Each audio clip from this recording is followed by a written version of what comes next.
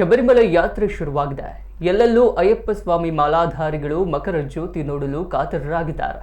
ಎಲ್ಲೆಲ್ಲೂ ಸ್ವಾಮಿಯೇ ಶರಣಪ್ಪ ಎಂಬ ಜಪನಾಮದ ಮಧ್ಯೆ ಬಾಳೆಗೊನೆಯಲ್ಲಿ ಅಯ್ಯಪ್ಪ ಸ್ವಾಮಿಯ ಕಲಾಕೃತಿಯನ್ನ ಅದ್ಭುತವಾಗಿ ಚಿತ್ರಿಸಿದ ಈ ವಿಡಿಯೋ ಎಲ್ಲರ ಗಮನ ಸೆಳೆದಿದೆ.